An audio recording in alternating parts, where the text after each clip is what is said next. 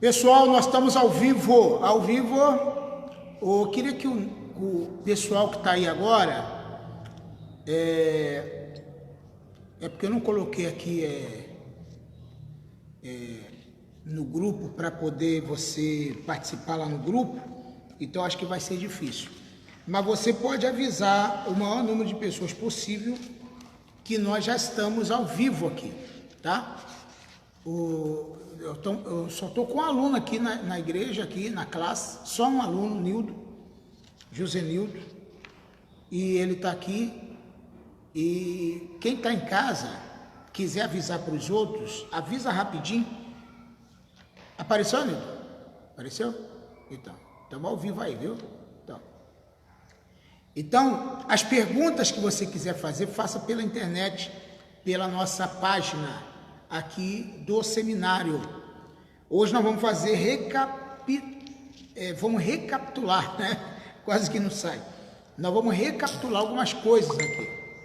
Inclusive recapitular, restaurando, fazendo algumas perguntas sobre a aula passada, aulas passadas, tá?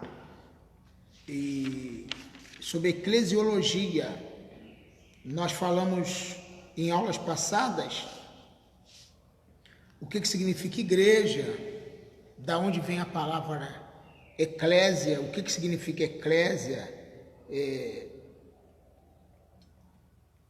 quem é o fundador da igreja, várias outras coisas importantes que nós precisamos entender.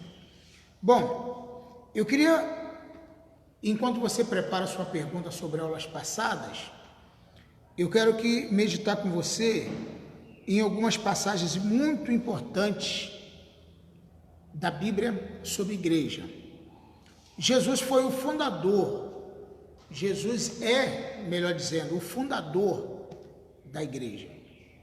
Não da igreja templo, não da igreja organização, mas do organismo. Nós falamos isso nas aulas passadas. Então nós estamos aqui entendendo que Jesus, ele fundou o organismo vivo.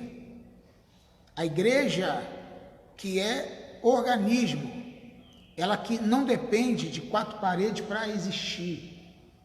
A gente não pode confundir igreja local com igreja espiritual, com a igreja invisível, mas que ela existe. Mas quando Jesus começou a igreja,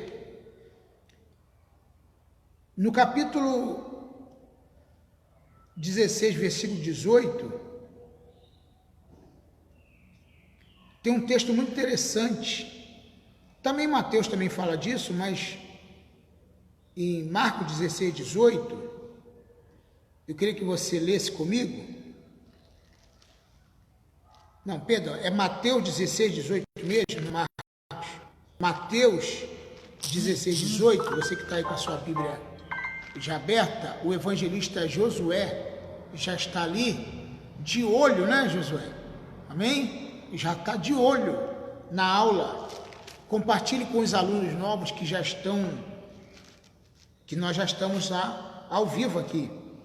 Então, olha que coisa interessante Jesus falou sobre a igreja. Tá? Nildo, só faz um favor para mim. Acender aquele interruptor lá, essa lâmpada. Daqui para ficar melhor. Para a gente poder... Esse. Isso. Melhorou um pouco, né? Então, olha o que diz o texto de Mateus 16, 18. Olha o que diz o texto. Eu lhe digo que tu és Pedro, e sobre esta pedra edificarei a minha igreja. Preste atenção nesse texto.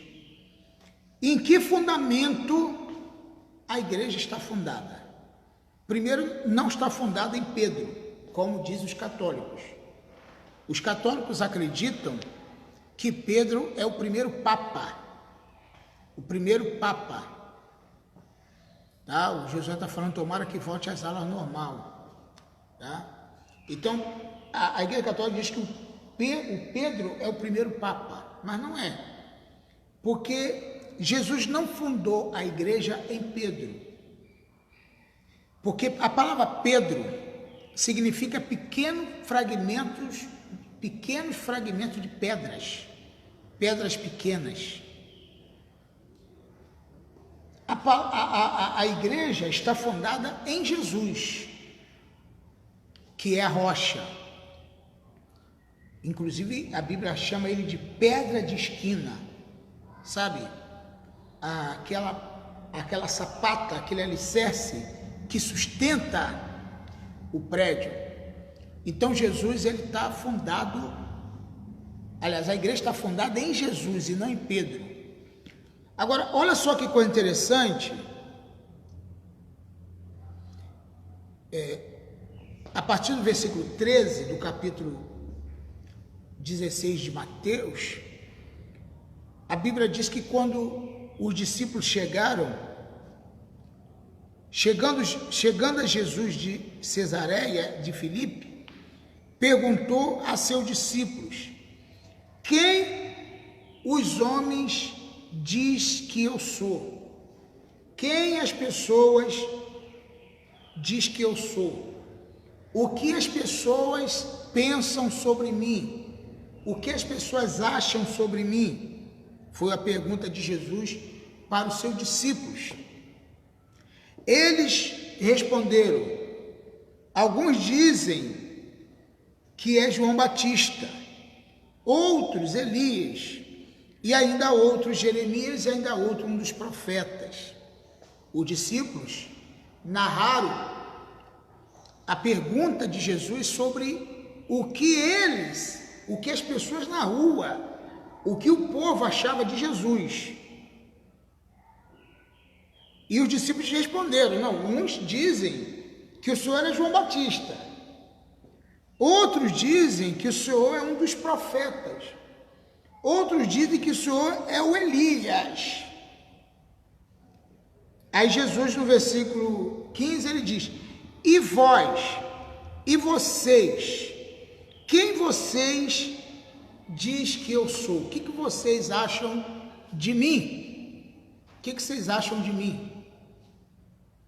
Respondeu Pedro: tu és o Cristo, o Filho do Deus vivo.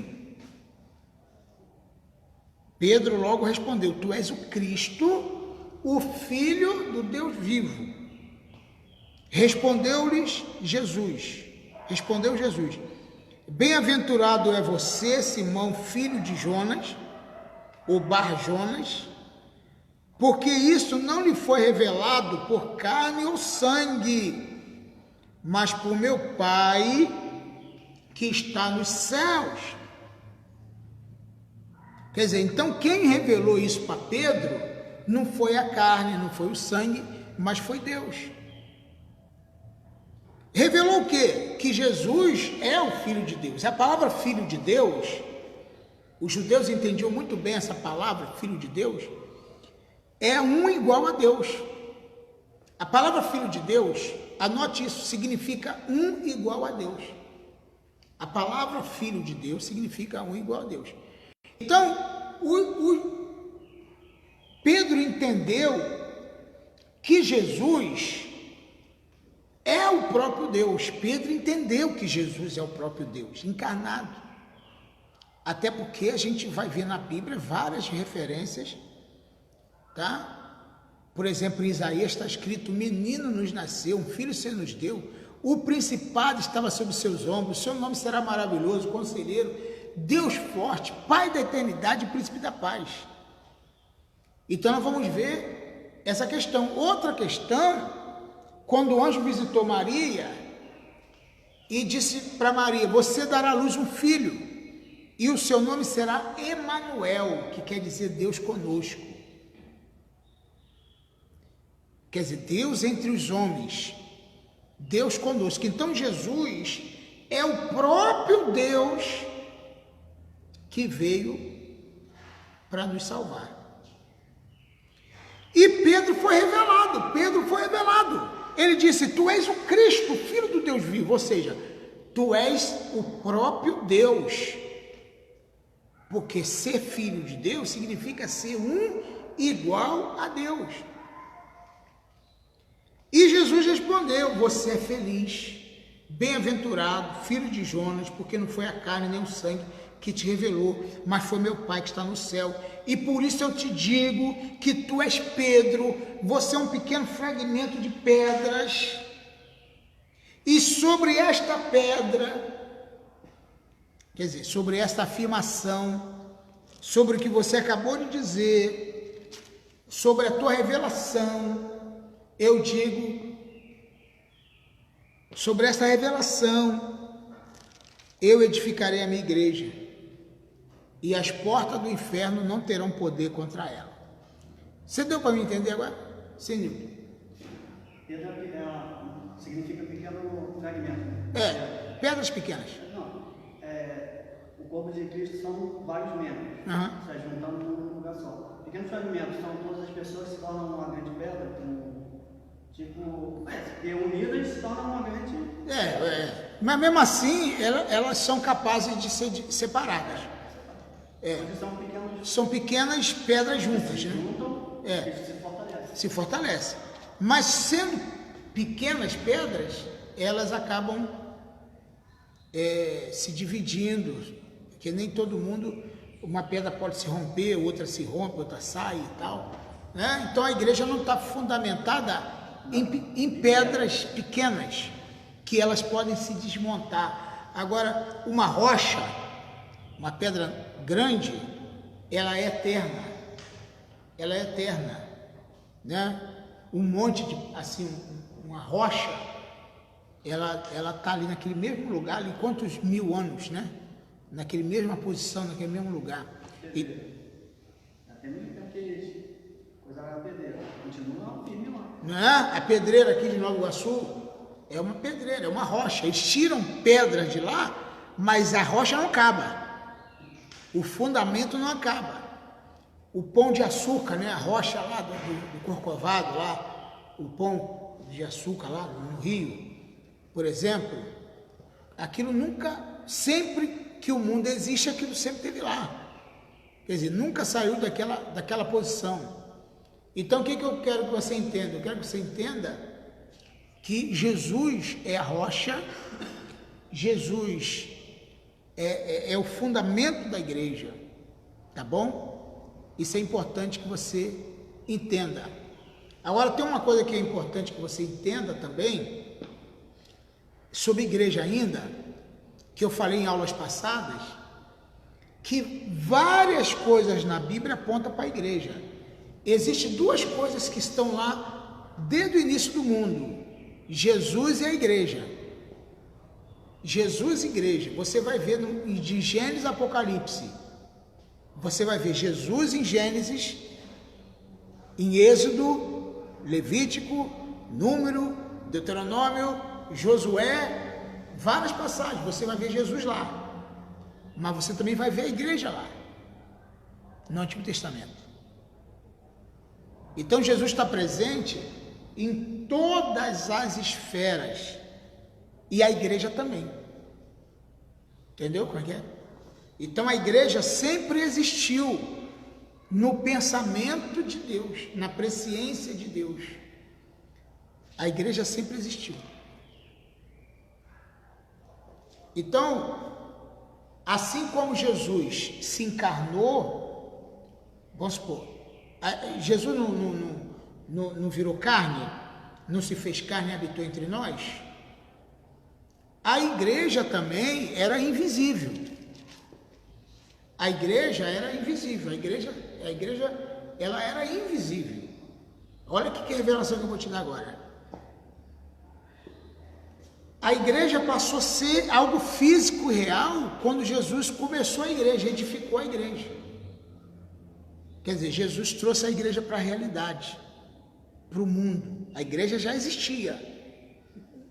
No mundo espiritual, a igreja, a noiva de Jesus já existia.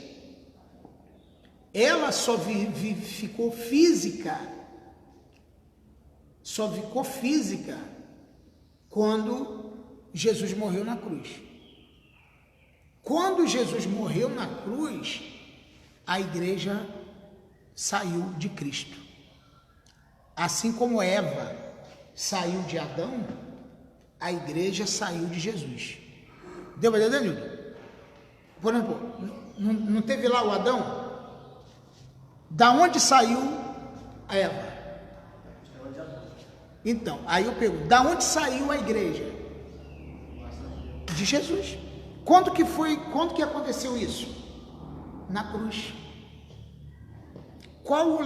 O que os soldados, onde que feriram Jesus? Com a lança? Do lado. Aí eu te pergunto, o que saiu? Água. Viu? Então, houve o mesmo processo quando Eva saiu de Adão. O mesmo processo aconteceu quando a igreja saiu de Cristo. A diferença é que quando Eva saiu de Adão, Adão não sentiu dor nenhuma, ele foi anestesiado. Foi mole, foi fácil. Para Eva ser gerada, ele adormeceu e ele dormiu. Compartilhe isso aí com as pessoas, bota lá. Quando Eva nasceu, saiu de Adão, quando Adão acordou, a noiva já estava lá, a mulher dele. Viu que coisa fácil? Agora, quando a igreja foi gerada, o que aconteceu? O noivo sentiu dor. Jesus sentiu dor. Ele sofreu para a noiva nascer. Para a mulher de Jesus, a igreja nascer, ele sentiu dor. Viu a diferença? Por isso que a igreja, a Eva, simboliza quem? A igreja. A igreja, ela sempre teve suas dificuldades, como Eva teve. Quantas vezes a igreja deu o ouvido ao diabo? Se você for ler na carta, nas 7 igrejas da Ásia, você vai ver em Apocalipse que a igreja, nesses tempos, ela simboliza a igreja desde quando ela foi gerada, as 7 igrejas da Ásia, as 7 igrejas do Apocalipse. Então a igreja decepcionou muito o noivo. A noiva, a mulher do cordeiro, decepcionou muito ele. Mas mesmo assim, ele ama a sua noiva. Mesmo assim, ele ama a sua esposa. Então, o que eu quero te falar? Que quando a igreja foi gerada em Jesus, quando a igreja saiu de Jesus, porque tem gente que ele acha que o casamento, o primeiro estágio o casamento foi concretizado ali na cruz. Não, ali na cruz foi o primeiro passo do casamento. O casamento completo só vai acontecer quando a igreja subir. Aí a noiva vai entrar de verdade lá na mansão celestial. Então, o noivo, ela vai em encontro do noivo, igual às 10 virgens, o exemplo, né, de Mateus 25. O que acontece? A igreja, ela vai em encontro do noivo, mas a igreja, ela tem que estar com as lamparinas, com azeite, tem que ter reserva, entendeu? Ela tem que ter reserva, tem que estar preparada. Então, porque quando alguém gritar, o noivo está chegando, ela tem que ir ao encontro do noivo para poder entrar na noite de núpcia. E o que é a noite de núpcia? É quando nós entrarmos nas bodas do Cordeiro e nas mansões celestiais. Por isso que eu gosto muito daquele texto de João 14. Não se turbe o vosso coração. Jesus falando para a noiva, para a igreja. minha noiva, fique tranquila, porque toda noiva, a primeira coisa que ela se preocupa, duas coisas que ela se preocupa, com a festa e aonde vai morar. Aonde que eu vou morar? Essa é a preocupação de toda esposa. Todo noivo tem a obrigação de preparar uma casa para a noiva. E o pai da noiva não tem obrigação de fazer casa lá para... Eu não estou aqui criticando não, mas a maioria do noivo ou do rapaz que vai casar e vai morar na casa do sogro, da sogra, vai fazer um puxadinho na casa da noiva, na maioria das vezes dá errado. Eu posso dizer que 99% de pessoas que fazem isso dá errado. Vai chegar lá na frente, vai dar problema, porque você não é o dono da casa, o dono da casa é a tua noiva.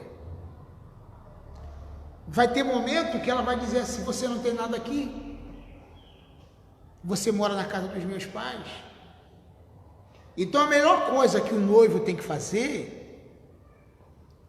você pode até ter pressa de casar, meu irmão, mas você não pode casar e morar na casa do teu sogro e da tua sogra. Você tem que casar e sair e tirar a tua mulher dali.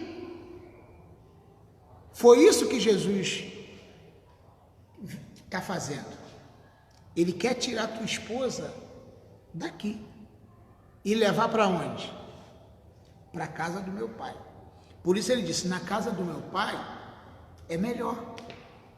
Na casa do meu pai há muitas moradas. Lá na casa do meu pai há muitas moradas. Eu vou tirar você daqui e vou voltar para que onde eu estiver esteja vós também. Você entendeu aqui o que Jesus está falando para a noiva dele, para a mulher, para a igreja? Eu vou tirar você daqui. Então, porque aqui não é a verdadeira morada da noiva, da igreja. A igreja aqui está passando só um período. A igreja aqui está passando só um tempo. Deu para me entender, meu irmão? Então o que eu quero falar para você?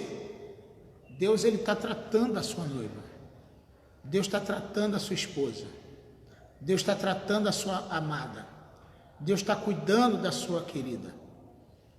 Então a igreja nasceu de Jesus, das entranhas de Jesus. A noiva foi gerada por Jesus. Como a Eva saiu de Adão, do lado de Adão, a igreja também saiu do lado de Cristo. A diferença, vou repetir, é que quando Adão gerou Eva da costela dele, ele não sentiu dor nenhuma. Jesus sentiu dor. Por isso, o primeiro Adão, o pecado entrou no mundo por causa do primeiro Adão. Está em Romanos, capítulo 12, não, capítulo 5. Por um homem entrou o pecado no mundo e por ele também a morte. Capítulo 5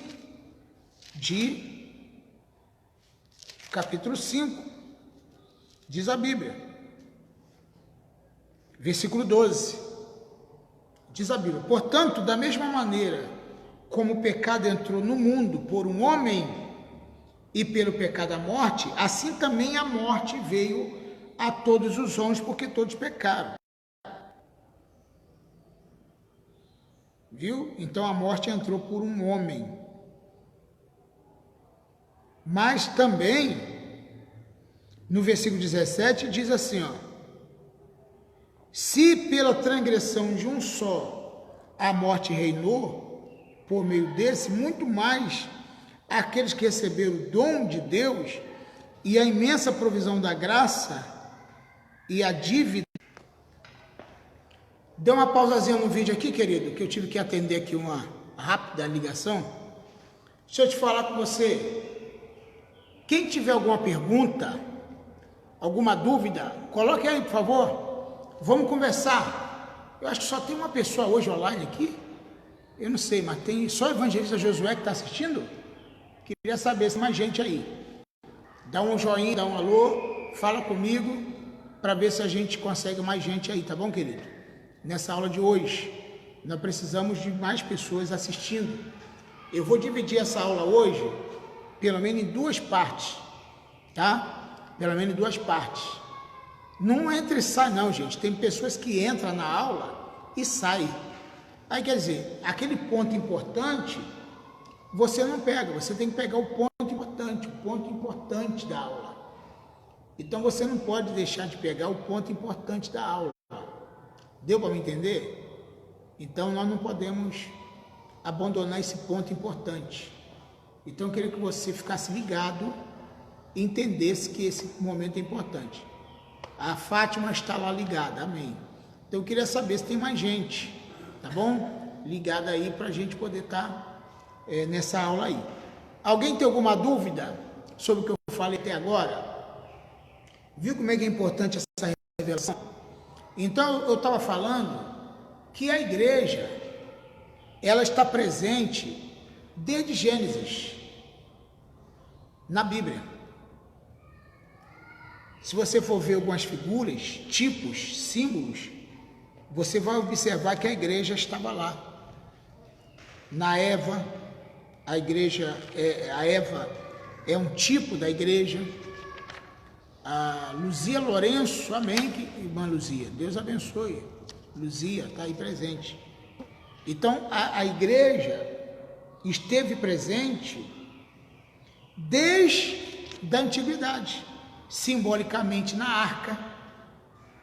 Por que a arca é um símbolo da igreja? Por que a arca é um símbolo da igreja? Porque a igreja... Oi? É uma família, ou seja, é um local. Quem foi protegido do dilúvio? Quem estava dentro da arca. Quem estava dentro da arca foi protegido do dilúvio. Deu para entender? Quem vai ser protegido da ira futura? Quem vai ser protegido das catástrofes? Quem fizer parte da igreja. Porque tem gente que fala assim, mas eu creio em Deus, eu não preciso fazer parte de igreja nenhuma. A Monique também está lá. Obrigado, Monique, por avisar. Eu queria ver quem está aqui, né? Eu quero ver quem está na aula. Eu preciso saber quem está na aula. Então, a igreja, a arca, ela simboliza Jesus. Perdão, a igreja. A arca simboliza a igreja. Quem foi salvo? Quem estava na arca. Quem é que vai ser salvo da ira futura? Quem estiver dentro da igreja. Tá? Quem estiver dentro da igreja. Tá? Aí o pastor Tiago Costa está falando para o evangelista. Estou gostando de ver. É isso aí, Tiago. Dá força aí teu primo aí, né? Esse grande pregador Josué. Amém? Então, querido, o que nós precisamos entender? Que a igreja estava lá. Então, por isso que eu falo que tem gente que ele pensa que é bobagem. Se você quer ser salvo da ira, se você quer ser levado no arrebatamento, tem que fazer parte da igreja. Não, tem que estar em comunhão com a igreja. Não adianta. Eu vou ser crente independente. Eu vou ficar isolado lá e eu não vou fazer parte de igreja nenhuma porque eu não concordo com nada. Ele vai ver de longe, vai ver a igreja subir e você não vai, porque você não está fazendo parte. Quem é que entrou na arca? Quem Deus estabeleceu para entrar. Não adianta bater na porta depois querendo entrar. Não, tem que estar fazendo parte. Agora, deixa eu te falar, para você fazer parte da igreja espiritual, da igreja corpo místico de Cristo, da igreja invisível de Cristo, para você fazer parte dessa igreja, nada mais, nada menos, você tem que fazer parte da igreja local. A igreja local, ela tem a sua importância, a gente não pode ficar menosprezando a igreja local, querido. A igreja local é um passo que você está dando para fazer parte da igreja espiritual. É claro que vai ter gente que ele vai fazer parte da igreja local, mas não vai fazer parte da igreja espiritual. Porque Jesus deixou isso claro e disse: nem todos que me dizem Senhor, Senhor, entrará no reino de Deus. Nem todo mundo. Então, nem todo mundo que é membro de uma igreja local, ele é membro da igreja espiritual. Nem tudo que reluz é ouro. Nem tudo que reluz é ouro. Então, não pensa que todo mundo que vier para cá ser membro da igreja local, da igreja física, nem todo mundo vai ser membro da igreja espiritual. Agora, também não dá para ser membro da igreja espiritual direto, sem passar pelo local. Você vai ter que se submeter os requisitos básicos da igreja local. O que são os requisitos? Nós estudamos semana passada. Batismo, ceia, comunhão.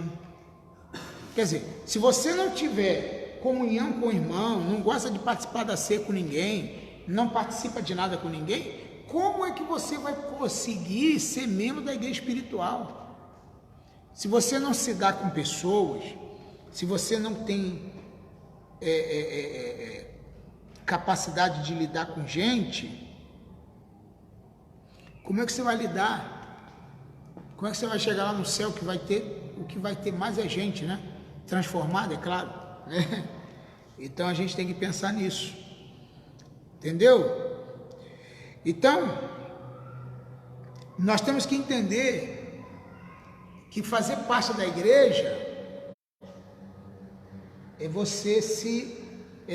tipo assim, né? O que Jesus falou. Porque o que tem gente, ô Nildo, é que tem gente que ele não suporta a gente. Eu acho que ele não devia nem suportar ele próprio, porque ele é gente, né? Ah, eu não gosto de lidar com gente. Então ele não gosta de lidar nem com ele, porque ele é gente. Não, você vai se olhar no espelho. Você vai... Agora, o problema de muita gente, não consegue ver defeito nele mesmo. E às vezes essa pessoa é a pior das pessoas do mundo, só que ele não consegue admitir. Ele prefere achar que os outros são ruins e ele é bom. Então, olha aqui que eu vou te mostrar sobre a importância. Enquanto chega mais perguntas aqui, deixa eu te falar uma coisa. A importância de saber viver numa igreja local. O que a Bíblia diz? Que se você for trazer a tua oferta e lembrar que você tem alguma coisa contra o teu irmão, deixa no altar a tua oferta e vai reconciliar com o teu irmão. E depois apresenta a tua oferta. Quer dizer, então, gente, a comunhão, o relacionamento com gente, faz você também fazer parte da igreja espiritual. Porque se você tiver com mágoa no coração, com rancor, você não faz parte da igreja. Então, vamos supor outra coisa. Se o teu irmão te pedir a capa, ou seja, te pedir a túnica, deles, dá-lhe também a capa. Se te pedir para andar 1 milha, ande 2. Você sempre tem que fazer mais pelos outros. Você está aqui para servir. Então, isso é ser igreja. Paulo explicou isso no capítulo 14 de Romanos. Ele falou que nós, como igreja, precisamos entender a fraqueza do irmão. Suportar com amor. No Romanos 14, depois eu queria ler Romanos 12, mas o Romanos 14, Paulo dá um show de tolerância com os fracos. Tá? A missionária Rose está ali, estou aqui, pastor. Ô, Rose, tudo bem? Está lá. Amém? Tudo bem. Então nós estamos vendo que tem gente, né? Então, vamos chamando mais gente aí, mais pessoas. Compartilha o vídeo, pode chamar os amigos. Bota lá no WhatsApp o link. Tá? Bota o link lá no WhatsApp. Bota o link lá no Instagram. Amém? Olha lá, a missionária Rose está falando, isso é forte. Então, a gente tem que entender isso. A dos apóstolos, Gálatas registraram que a primeira comunidade de igreja cristã que encontrada em Jerusalém é Pedro, Tiago e João e os apóstolos também, tá bom? Valeu, Fátima. Então, veja bem, o que nós precisamos entender? Olha o que está escrito aqui em Romanos 14. Isso é muito importante. Amém? Olha o que é importante. Aceitem o que é fraco na fé. E outra versão é: tenha tolerância, tenha paciência com os que são fracos. Na tua Bíblia está o quê, Nilton? Está diferenciado. Ora, quanto ao que está enfermo na fé, recebei-o não em contendas sobre dúvidas. Amém. Na minha versão é: tenha paciência, seja compassivo, seja tolerante com o que é fraco na fé, sem discutir assuntos controvertidos. Um crê que de tudo se pode comer, já o outro, cuja fé é fraca, come apenas legumes. Aquele que come de tudo não deve desprezar o que não come, e aquele que não come não deve julgar ou condenar aquele que come, por Deus o aceitou, Deus o recebeu por seu. Veja que coisa interessante. Nessa igreja local vai ter divergência. Nessa igreja local nós vamos ter problemas. Todo lugar. Porque se a pessoa for querer, eu não quero fazer parte de igreja nenhuma porque só tem problema. Querido, a grande questão é que nós estamos aqui nos preparando, aceitando um ou outro, tendo misericórdia um para com os outros, para não ter problema lá no céu. Nós estamos treinando, aqui é um treinamento. Agora, se você não quer gente, não quer lidar com pessoas aqui na terra, significa que você não vai estar preparado para ir para o céu. Então, tem gente que vê problema em tudo, mas você não vê. Eu falei para uma pessoa que é um pesquisador, não é cristão ele não, mas ele fez faculdade, é uma pessoa que muito inteligente, e ele falou: pastor, eu gosto muito de conversar com o senhor é inteligente, entra em assuntos assim sem criar problemas. Eu vejo que dentro das igrejas evangélicas tem muitos problemas, tem muitas dificuldades, muitos problemas. Aí eu falei para ele: é por isso que eu estou lá. É por isso que eu faço parte da igreja. Aí ele: não entendi essa. Eu conheço os problemas da igreja. Eu sei que toda igreja local, humanamente falando, ela tem problema. Agora, se eu resolver sair da igreja, eu vou conseguir resolver? Ela vai continuar tendo problema. A diferença das igrejas é o tamanho. Quanto maior, maior o problema. Exato. Então eu vou estar de fora, vendo o problema, sem poder fazer nada. Então o que eu faço? Eu estou dentro da igreja. Porque eu quero melhorar. Não que eu vou conseguir isso, mas eu vou contribuir. Uma floresta pegando fogo, um passarinho pegando uma gotinha d'água no oceano foi lá para tentar apagar o fogo. E um outro animal, não sei se lembra qual foi, não sei se foi o elefante, perguntou: mas você não vai conseguir fazer isso? Você sozinho? Aí o passarinho disse: eu estou fazendo a minha parte. Então, se cada um fizer a sua parte, nós vamos conseguir talvez apagar aquele incêndio. Deu para me entender? Então, a igreja é justamente essa comunhão, essa koinonia. A palavra comunhão significa koinonia. Koinonia é a comunhão horizontal. Tá? Nós já falamos isso aqui. É a comunhão com os homens. Comunhão horizontal. Koinonia. É isso que Deus quer.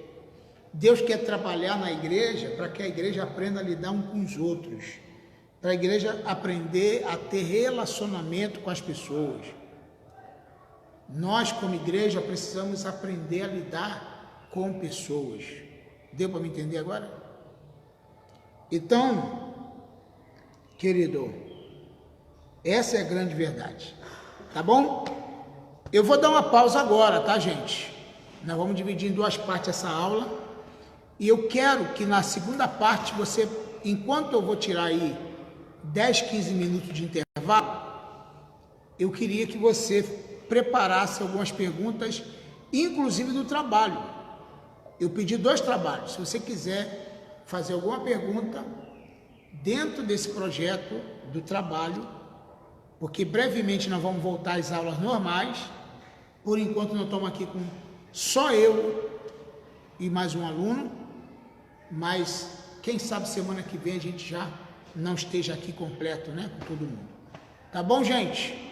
Então eu vou tirar um intervalo agora mesmo e nós vamos estar voltando daqui a 15 minutos com mais perguntas e respostas. Deus abençoe você. Até a próxima aula.